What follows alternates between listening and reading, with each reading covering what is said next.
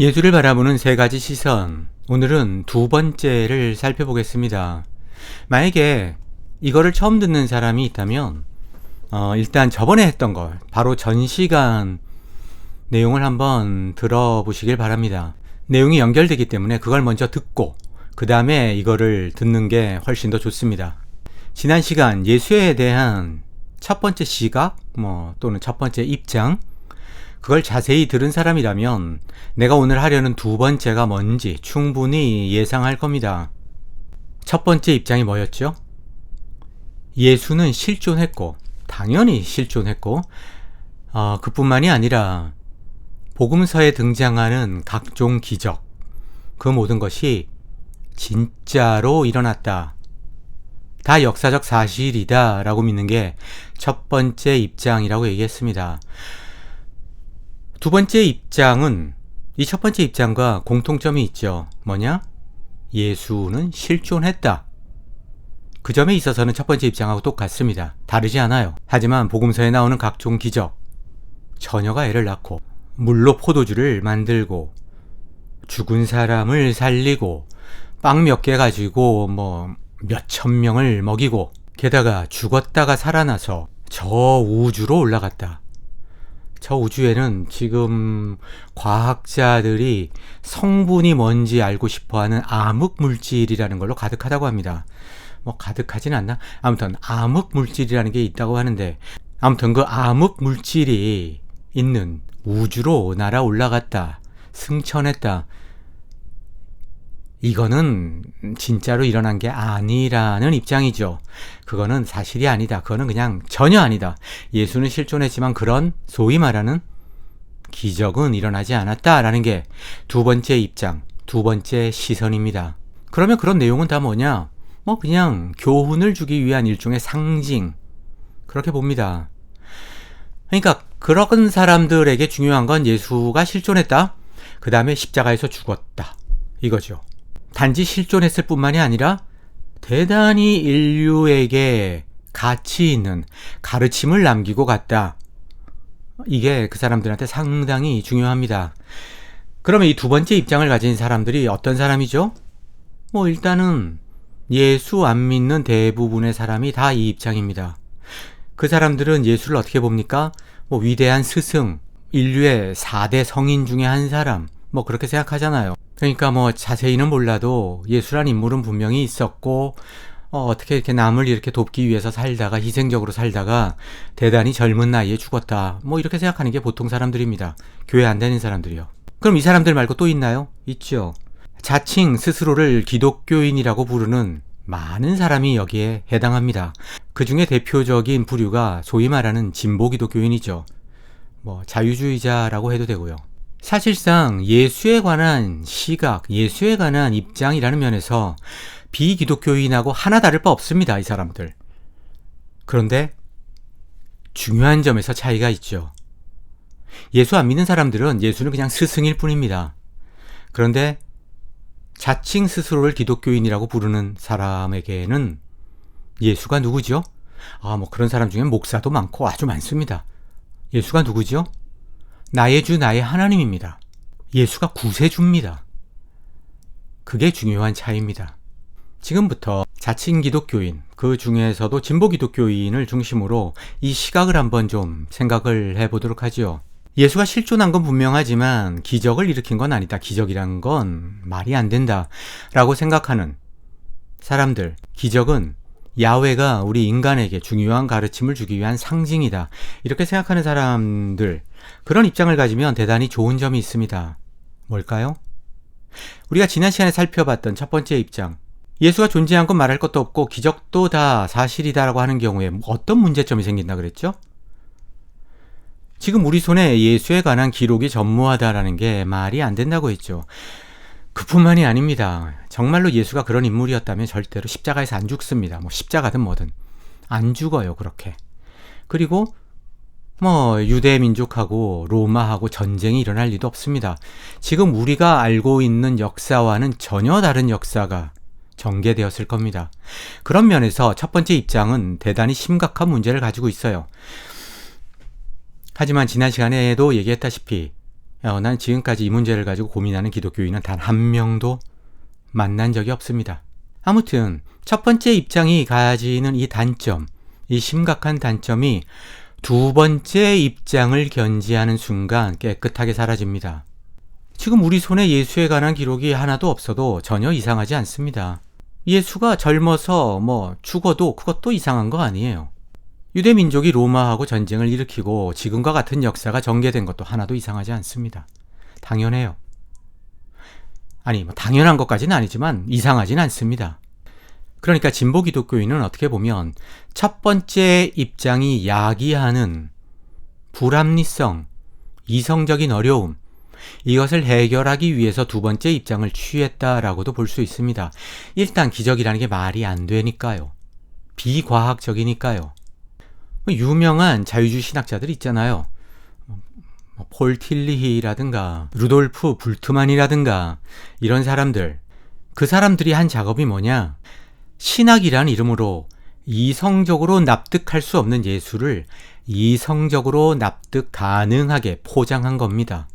달리 말해서 이성에 반하는 한 가지, 그것을 예수의 생애에서 배제시켰다는 거죠. 그게 뭡니까? 기적입니다. 따라서 진보 기독교인의 입장은 이렇게 아주 간략하게 요약할 수 있습니다. 기적은 없다. 하지만 예수는 역사다. 기적이라는 이야기가 나온 김에 기적에 대해서 잠깐 생각을 좀 하죠. 조금 곁길로 새는 것 같지만 전혀 관련 없는 내용은 아니니까. 기독교인에게 야훼가 살아있는 증거를 대라고 할 때 보통 되는 게 몇 가지가 있습니다. 여러 번 얘기했지만 가장 많이 나오는 게 뭐죠? 내적 확신이죠. 나라는 사람이 지금 이렇게 살고 있는 것 자체가 기적이야. 그거 말고 무슨 증거가 더 필요해? 이렇게 얘기하는 사람 참 많습니다. 그런데 그런 식으로 어떤 내적 확신 아니면 간증 이런 얘기를 할 때도 종종 등장하는 단어가 기적입니다. 달리 말해서 기독교인, 유신론자가 다 그런데 그냥 기독교인으로 한정지어서 얘기를 하자고요. 기독교인에게 야훼가 살아있다라는 것을 증명하려고 할 때 가장 대표적으로 내세우는 게 바로 기적입니다. 나라는 인간의 변화를 포함해서 그것도 기적이지만 한편 정말로 슈퍼내추럴한 초자연적인 기적, 그거를 내세웁니다. 이건 믿지 않는 사람들도 마찬가지예요. 야, 네가 믿는 신이 살아있다라는 거 한번 증명 좀 해봐. 내가 기적이 일어나는 걸 보면 내가 믿을게, 나도 믿을게, 이런 식으로 얘기하잖아요. 그러니까 신자든 비신자든 가리지 않고 기적이 일어난다고 하면 이거는 신의 실존을 증명하는 거다라는 식으로 많이 생각을 합니다. 성경 저자들의 사고방식도 비슷해요. 대표적인 경우가 있죠. 구약에 보면 엘리야하고 바알이죠. 바알 선지자하고 내기하잖아요. 무슨 내기를 합니까? 야훼가 진짜 신이냐, 바알이 진짜 신이냐, 이거를 판단하려고 할 때 뭘 가지고 근거를 삼았습니까? 기적이 일어나냐 안 일어나냐, 과연 하늘에서 불이 내려오냐 안 내려오냐, 이걸 가지고 판단했잖아요. 그러니까 옛날이든 지금이든 기적이라는 것을 신의 실존, 신의 존재 증명하고 연결시키는 것은 별로 변하지 않았습니다. 그런데 내가 생각하기에 이거는 대단히 심각한 착각입니다. 기적이 신의 존재를 증명한다라는 생각, 심각한 착각이에요. 우리가 보통 신이라고 할 때 그냥 야훼라고 생각합시다. 야훼라고 할 때 야훼의 속성으로 꼽는 게 몇 가지가 있는데 그 중에 하나가 완전함이죠. 신은 정의상으로 완전한 존재니까 완전함을 꼽습니다. 그리고 기적 이런 거랑 관련해서 또 하나의 속성으로 꼽는 게 전능함이죠. 못하는 게 없어요. 그러니까 기적도 일으킨다라는 거죠. 사람은 못해도 야훼는 할 수 있다, 이런 거 아닙니까? 그런데 야훼가 자신의 존재를 증명하기 위해서, 아니면 자기가 이런 것도 할 수 있다라는 걸 자랑하기 위해서 기존에 자신이 만들어 놓은 법칙, 자연 법칙이죠. 그것을 깬다라는 것처럼 자기가 완전하다라는 사실을 부정하는 방법도 없습니다. 기적이라는 게 뭡니까? 기존의 자연 법칙이 깨어지는 겁니다. 기적이 자꾸 치고 들어온다? 시스템에 문제가 있다는 거예요. 자꾸 오류가 생겨서 그것을 수정해야 된다는 소리입니다. 이와 연결해서 야훼가 전능하냐? 이것도 애초에 얼마나 시스템을 완전하게 만들어 놨느냐를 가지고 판단해야 합니다. 애초에 완전하게 만들어 놨다 그러면 그거 자체가 전능하다라는 걸 드러내는 거예요. 그런데 완전하지 않아가지고 자꾸 하자보수가 발생해. 자꾸 기적으로 치고 들어와야 돼. 그러면 완전하지도 않고 그거는 전능한 것도 아닙니다. 그 기적을 가지고 전능하다라고 말할 수 없는 거예요. 애초에 엉터리로 만들어 놓고 그걸 자꾸 고쳐주면서 나는 전능해. 아니라는 거죠. 이런 측면에서 볼 때 당장 떠오르는 게 뭡니까? 에덴 동산이죠. 정말로 완전하게 만들었다면 죄가 들어와 가지고 아담과 하와를 타락시킬 수 없지요. 아담과 하와도 야훼의 완전한 작품이어야 하니까. 그런데 아담과 하와가 죄에게 굴복했다? 사탄에게 굴복했다? 사탄이 가지고 있는 어떤 죄악성이라고 해야 될까요? 그게 야훼가 가지고 있는 완전성보다 크다라는 겁니다. 더 위력 있다는 거예요. 그렇기 때문에 유대교에서는 절대로 에덴 동산의 아담과 하와를 가지고 죄를 얘기하지 않습니다. 인간의 타락을 얘기하지 않아요. 왜냐하면 그렇게 얘기하는 순간 야훼가 사탄 밑에 들어가는 거거든요. 그것처럼 야훼한테 치명적인 게 없거든요. 그런 면에서 기독교는 매우 어리석은 종교입니다. 말이 안 되는 종교예요. 말이 안 되는 걸 교리라고 갖다 놓은 겁니다. 야훼를 말 그대로 바보로 만들어 놓은 거예요. 사탄보다 떨어지나 하수로 만들어 놓고 거기에다가 뭐 그리스도의 사랑이니 뭐 야훼의 사랑이니 갖다 붙입니다. 열심히 만들어도 그게 사탄에 의해서 이렇게 박살이 나는데 아무리 사랑으로 보호하려고 해도 사탄이 그걸 가만히 놔둘 거라는 보장이 어디 있습니까? 완전하지 않은데, 전능하지 않은데, 그렇지 않습니까? 이런 면에서 원죄를 가지고 에덴 동산을 얘기하는 것은 논리에도 맞지 않고 매우 답답한 이야기입니다. 그런데도 이런 얘기를 들으면서 참 이상하다. 이게 말이 안 되는데, 이거는 그냥 딱 봐도 사탄이 더 한 수 위라는 건데, 이런 생각이 왜 안 들까요? 어릴 때부터 들어서 그래요. 어릴 때부터. 그냥 말이 안 된 얘기도 어릴 때부터 내내 들으면 어느 순간 말이 됩니다. 그리고 갑자기 말이 되는 사람이 나타나면 그 사람한테 가서 이러는 거예요. 흔히들 교회에서 기적하면 가장 많이 들고 나오는 게 병 고치는 거죠. 지금도 병 고치는 기적 뭐 이런 집회를 하면서 돈 버는 사람이 한둘입니까? 뭐 책도 계속 내고 이런 사람 많잖아요. 병을 고쳐주는 게 기적입니까? 부끄러운 일이에요. 정말로 그걸 야훼가 그랬다면 그건 부끄러운 일입니다. 왜 부끄럽냐? 사랑해서 고쳐줬을 거 아니에요. 그죠? 여러분이라면 사랑하는 사람이 병이 나서 그냥 죽을 뚱살뚱 막 고생하다가 아이고 기도 좀 열심히 하네? 고쳐줄게? 믿음이 이 정도면 될만한데? 고쳐줄게? 안 그러죠. 애초에 그런 병이 들게 하지 않습니다. 그게 맞는 거 아닙니까?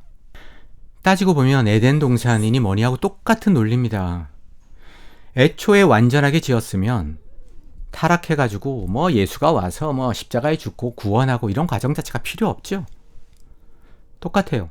정말로 사랑했으면 병 걸리고 나서 막 고생하고 해가지고 어이구 낫게 해줄게 이럴 필요 없죠. 애초에 그런 일이 안 생기도록 하면 되니까. 그게 완전한 거고 그게 전능한 거니까. 내 얘기를 한번 하죠. 이거는 이제 사례를 들어서 하는 겁니다. 요즘 뭐 로봇 청소기 많이 팔잖아요. 그걸 하나 내가 이제 샀다고 가정을 해보자고요. 근데 사가지고 왔는데 이게 첫날 바로 그냥 고장이 나버리네? 작동을 안 해요. 그래서 아이고 이거 내가 뭔가 사용 설명서대로 제대로 안 했구나. 내가 잘못했구나 하는 마음에 들고 가서 돈을 내고 수리를 받았습니다. 아, 그게 양심 있는 거잖아요. 근데 또 고장이 나네? 또 고쳤어요. 또 고장이 나. 분명히 사용 설명서 자세히 보고 얘기 들은 대로 하는데도 고장이 계속 납니다. 이놈의 로봇 청소기가. 고쳐도 끝이 없어요. 이제는 하나는 확실히 알아요. 내가 잘못한 건 아니라는 거. 이런 경우에 답이 뭡니까? 반품하는 겁니다. 더 이상의 미련을 두지 않고 반품하는 거예요. 그리고 그놈의 날마다 고장나는 로봇 청소기 대신 내 손으로 쓸고 닦겠다고 생각을 바꿨습니다. 나는 어떤 사람이냐? 아주 쉽게 얘기하면 야훼라는 신을 깨끗하게 반품한 사람입니다. 반품했어요. 그러고 나니까 훨씬 편합니다. 아주 좋아요. 아, 이건 내가 잘못해가지고 이것도 뭐 고장이 났나? 아이고, 왜 자꾸 나한테 이런 일이 생기지? 아유, 주님 좀 도와주세요. 아이고, 왜 저 사람은 다 잘 되고 저 사람은 막 기적도 일어나는 것 같아. 왜 나는 안 그렇지? 이런 생각할 필요가 없죠. 어차피 다 말이 안 되니까요. 깨끗하게 반품을 한 겁니다. 기적이라는 주제, 이거 하나만 가지고도 생각할 거리가 대단히 많습니다. 오늘은 뭐 간단하게 그냥 몇 가지 언급을 했는데요. 요거 하나만 기억하세요. 진짜 신이 있다면 결코 기적이라는 방법을 통해서 자기 스스로를 부정하는, 자기 스스로를 뒤엎는 그런 악수는 두지 않는다. 대단히 중요한 포인트입니다. 오래전에 리차드 도킨스 강의를 하나 들은 게 있는데 그 사람이 이런 얘기를 하더라고요. 자기는 무신론자지만 만약에 신이 있다라고 굳이 가정을 해야 된다라면 그나마 가능하다고 생각하는 신은 이신론의 신이다. 이신론의 신이 뭐냐? 시스템을 만들어 놓고, 그러니까 자연 법칙이라는 걸 만들어 놓고 리타이어 한 겁니다. 은퇴했어요. 더 이상 간섭하지 않습니다. 너희들이 알아서 해라. 나는 할 수 있는 한 최대한으로, 내가 할 수 있는 최고의 방법으로 세상을 만들어 놨으니까 이제는 너희들의 책임이다. 너희가 다 알아서 하는 거다. 내가 최대한으로 잘 만들어 놓은 시스템 안에는 어떤 것도 포함되냐? 엉터리로 쓰는 놈이 있으면 그것 때문에 다른 부분도 영향을 받고 그것이 결국은 악순환이 되어서 그렇게 엉터리로 쓰는 놈을 심판하는 것까지 포함되어 있는 게 그 신이 만들어 놓은 최상의 시스템이라는 거죠. 우리가 지금 그 세계로 아주 가열차게 달려가고 있지 않습니까? 아주 제대로 만들어진 이 지구라는 시스템을 우리 인류가, 인간이 파괴하고 있잖아요. 작년 여름이 다르고 재작년 여름이 다르고 또 올해 여름이 다릅니다. 우리한테 얼마나 시간이 남아있는지 모르겠는데 우리 인간의 책임이라는 거죠. 그리고 거기에 대한 결과도 우리가 다 받아들여야 하는 거고. 애초에 그렇게 만들어 놓고 가만히 보고만 있는 신, 지켜만 보고 있는 신, 이신론의 신입니다. 신답지요. 그게 신이죠. 보고 있다가 어이구 저거 잘못됐네? 가가지고 고치고, 아이고 저기도 잘못됐네? 아이고 얘는 왜 암이 걸렸어?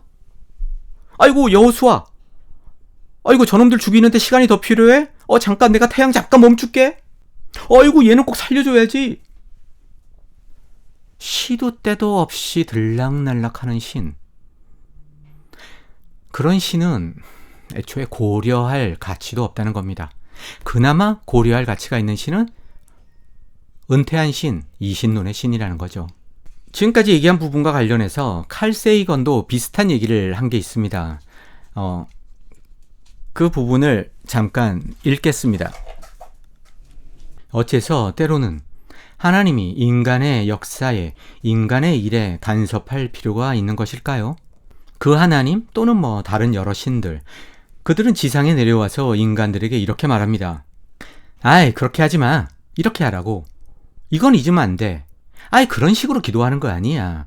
다른 신들한테는 예배하면 안 돼 임마. 아 그리고 너희가 낳은 아이들 신체 일부는 좀 이렇게 잘라내야 돼. 할례 얘기하는 겁니다. 할례. 어째서 하나님이 사람들에게 하라고 말하는 것의 목록이 그토록 긴 걸까요? 어째서 하나님 자신이 애초에 좀 제대로 하지 않았던 걸까요? 하나님이 우주를 시작했다고 하니까 뭐든지 할 수 있었을 텐데 말입니다. 하나님은 분명히 어떤 목표를 열망하고 있었던 겁니다. 그럼 애초에 왜 제대로 조정해 놓지 않았던 걸까요? 인간사에 대한 하나님의 쉬지 않는 간섭이야말로 무능력을 이야기하는 것과 다름없습니다. 나는 단순히 인간의 척도에서 본 무능력을 이야기하는 게 아닙니다. 하나님에 관한 견해에서 하나같이 주장하는 바가 뭡니까? 하나님은 가장 유능한 인간보다도 훨씬 더 유능하다니까 말입니다. 그러나 하나님의 간섭은 결코 하나님의 전능을 말해주지 않습니다. 오히려 하나님의 능력에도 한계가 있음을 이야기할 뿐입니다. 여기서 세이건이 얘기하는 하나님의 간섭이 뭡니까? 기적이죠.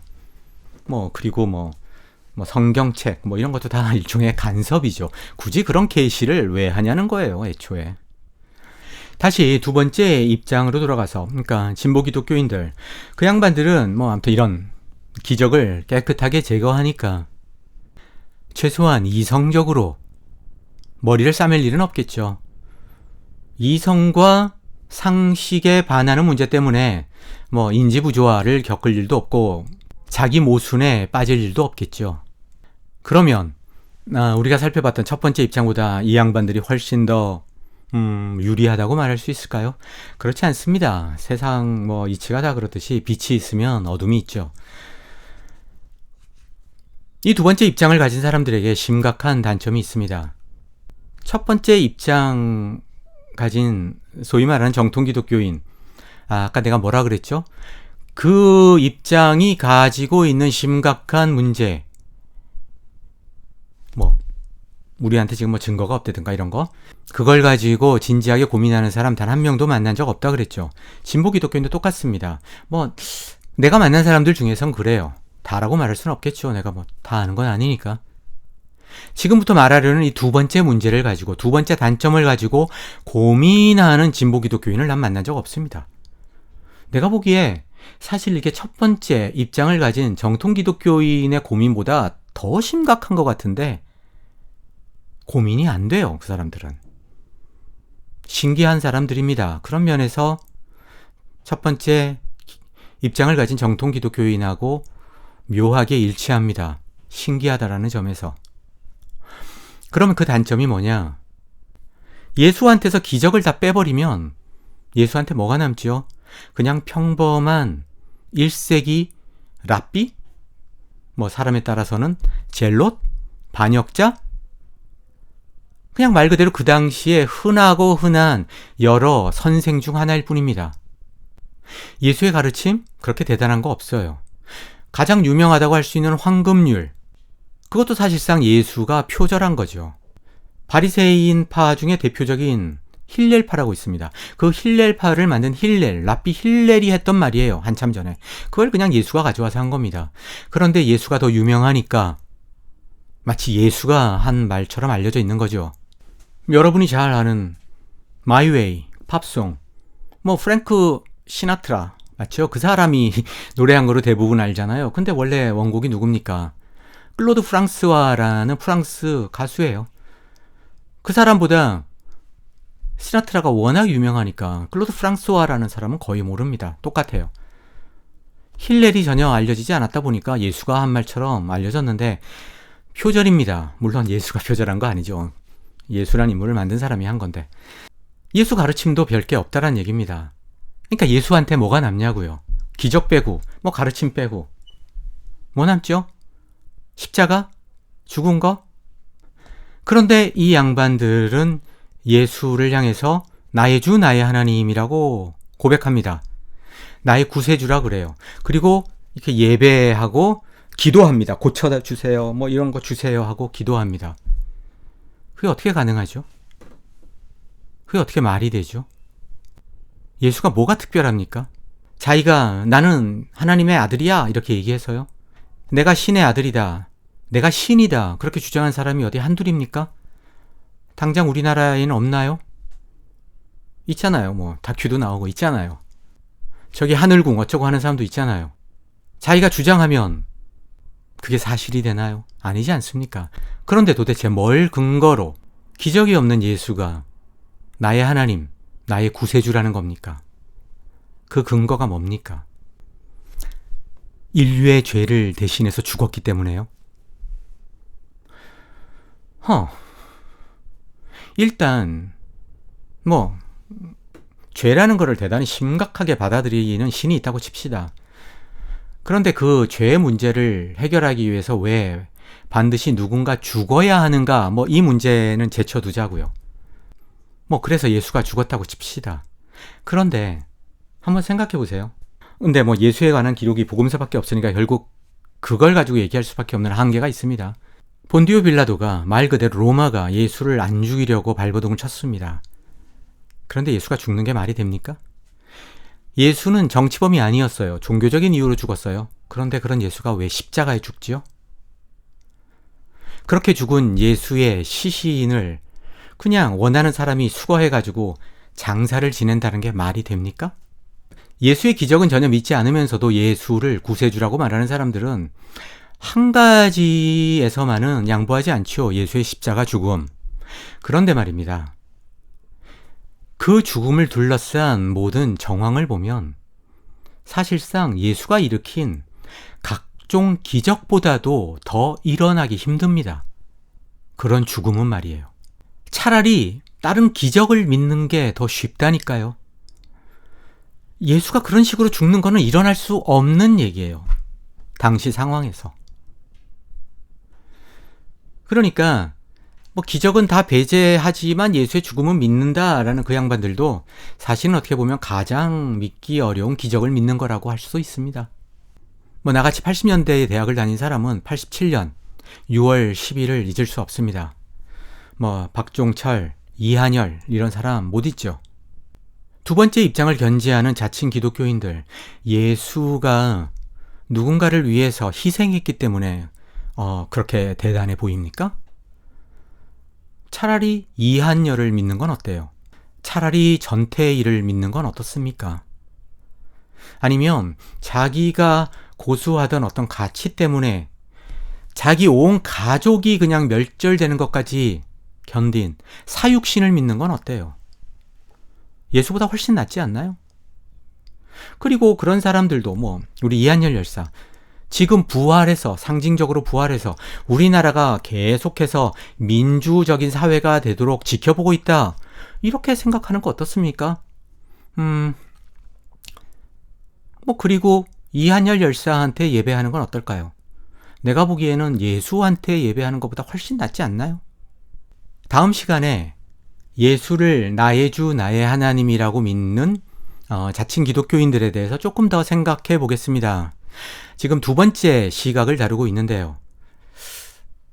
이게 좀 생각보다 내용이 많네요. 그래서 다음 시간으로 끝날지 아니면 한 번 더 해야 될지 그거는 잘 모르겠습니다. 여러분 아무튼 오늘도 긴 시간 들어주셔서 고맙습니다. 안녕.